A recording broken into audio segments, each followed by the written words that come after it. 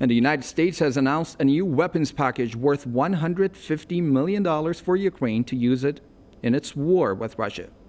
President Joe Biden said the package will provide additional artillery munitions, radars, and other equipment. The U.S. had already sent more than $3.4 billion worth of weaponry to Ukraine. Biden has warned that current funding is running out and urged Congress to authorize more. He wants the chamber to authorize a huge $33 billion Ukraine package that includes $20 billion in military aid. The U.S. and its allies continue to supply arms to Ukraine despite repeated warnings by Russia to stop that. Moscow has warned of unpredictable consequences if Ukraine gets more weapons.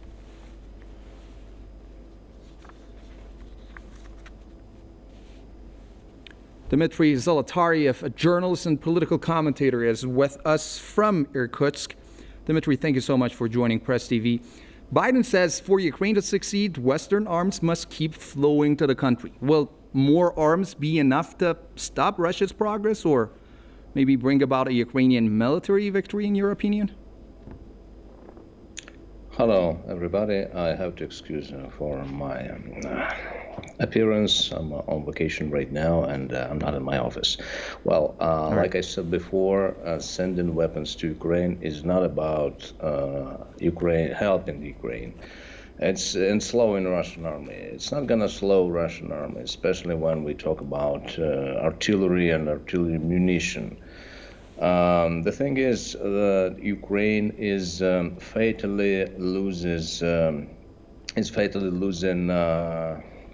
military personnel, especially professional military personnel, which is able to use artillery, especially artillery which is not former Soviet and artillery from the United States or Europe. And maybe if the United States supplied Ukraine with rocket launchers or something like that, that would in some way deteriorate the situation. But also we have to remember that Russia destroys the transportation and destroys bridges and the ways of munition and artillery or anything, weapons supplied to the front. The only thing which is slowing the Russian army is that Russia emphasized that it has to save as many civilian population of Ukraine as possible. And the slow moving of Russian army through Ukraine is explained only by that.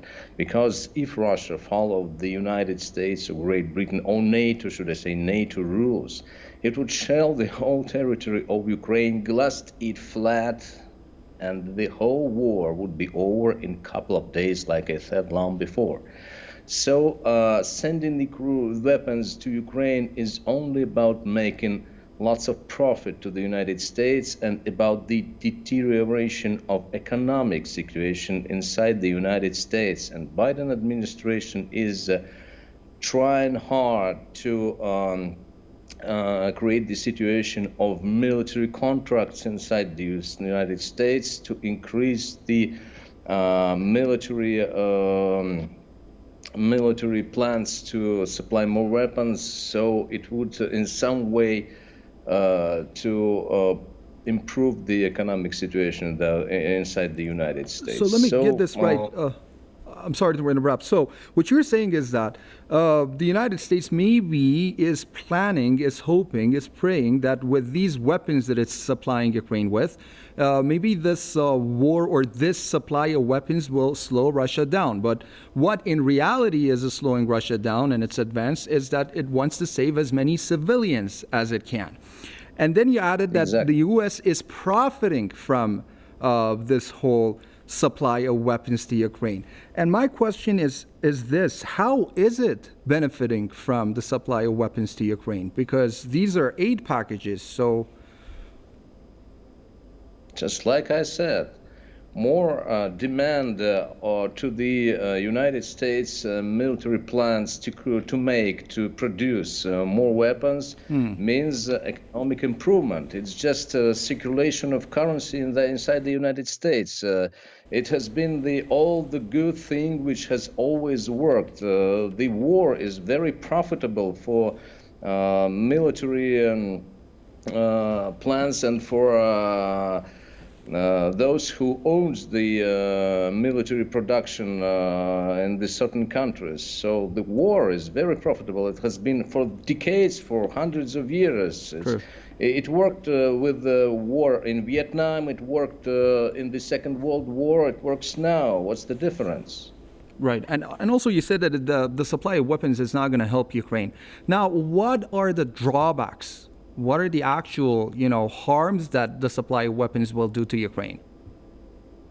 Well, more weapons supplied to Ukraine, more dead soldiers in Ukraine, and more dead personnel which provides this military supply, because Russia constantly shelling the warehouses where Western weapons are stored, and Russia is destroying the railway structure in Ukraine where Ukrainian guards who are going with the military supply are going. So that's it, because Ukraine doesn't have time to use those weapons.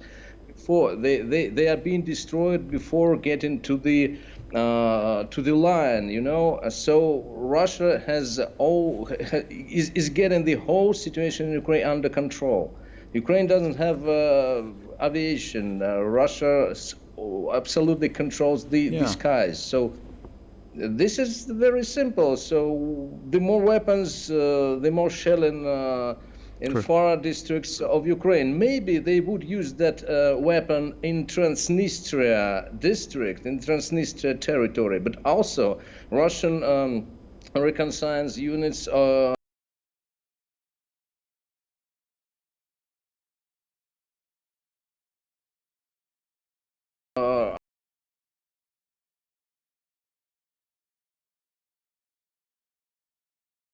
but also Russian reconnaissance units are absolutely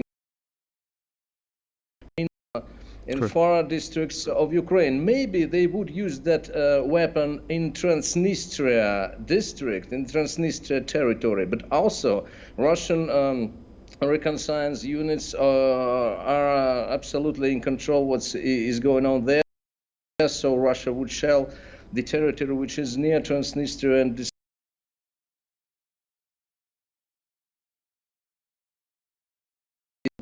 reconnaissance units the territory which is near Transnistria and destroy the weapons and the military units there. So Dmitry, one last question, and if you can respond to this question in like 1 minute or so, as briefly as you can.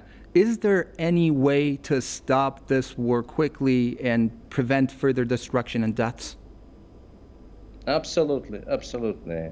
The only thing which Ukrainian army has is to immediately surrender under Russian conditions. Just like this. Right. Thank you so much for joining us. I appreciate your time. A pleasure to have you on Press TV. Dmitry Zolotaryov, a journalist and political commentator from Irkutsk.